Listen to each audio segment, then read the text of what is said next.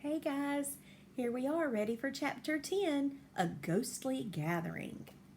As soon as Mrs. Moy left for the meeting of the faculty wives, Eddie phoned the Hatfords. The girls had spent an hour up in Beth's room that morning rehearsing just what they were going to say and felt they were as ready as they'd ever be.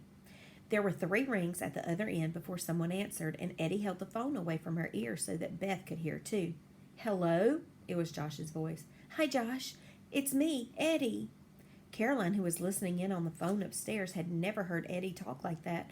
Her voice was low and soft and scared sounding, and her words wavered a little at the end. Oh, hi, said Josh. He sounded confident. I just wanted to say that Tony was right. About March 22nd, I mean. The house is haunted. Caroline heard muffled voices at the other end of the line and then a click as though someone was picking up another phone somewhere in the Hatford house. Caroline thought she could hear another person breathing. Why? What happened? Josh said at last, and Caroline could almost see him smiling as he said it. Oh, it's just too scary, Eddie continued.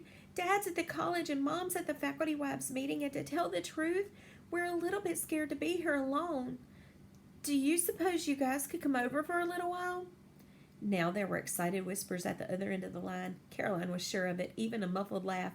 Then Tony took over the phone. Eddie? This is Tony. What happened? Did you hear something or what?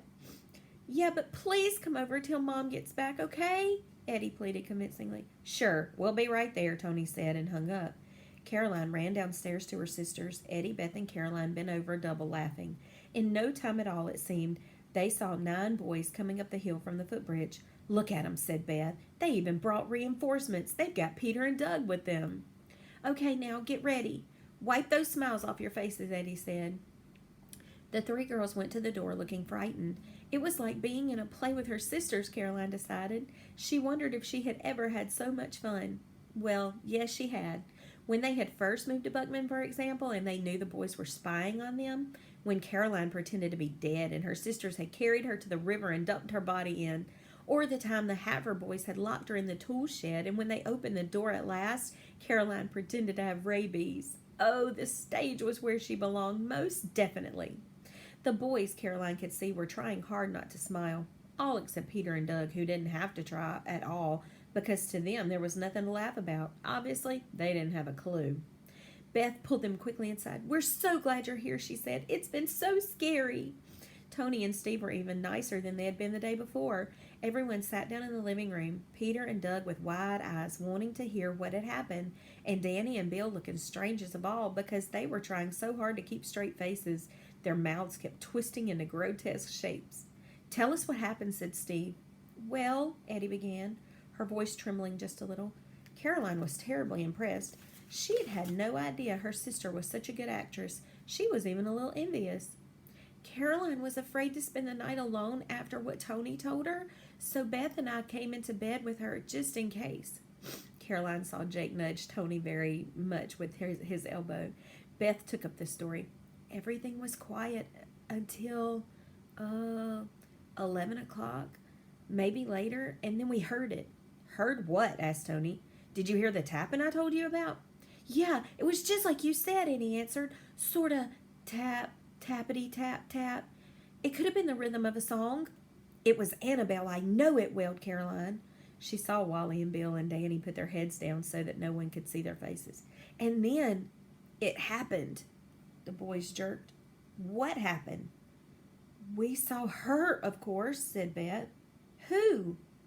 Annabelle. It had to be her. Huh?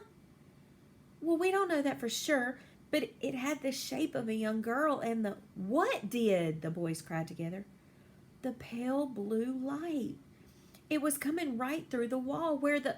Wait a minute. First you heard a tapping and then... Beth and Caroline nodded. But just before midnight, Eddie went on, there was this light, this pale blue light. Caroline took over again. We all sat up together to see where it was coming from, and right out of the wall where that old panel had been came this blue light. First her head, then her body, her arms and legs. But it was her voice that I'll never forget as long as I live, cried Beth, covering her face. What did she say? Gasped Peter. It was more like a wail, said Caroline. It was more like a wail. No, like a moan, Beth said. No, it wasn't. It was a screech, an angry screech, Eddie insisted. Oh, she kept saying the same thing over and over. Oni, Oni.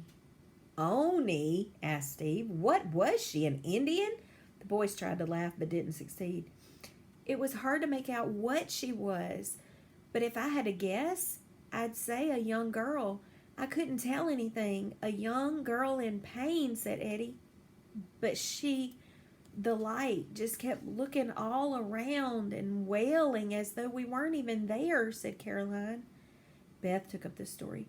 We kept asking her, what do you want? Maybe we can help you.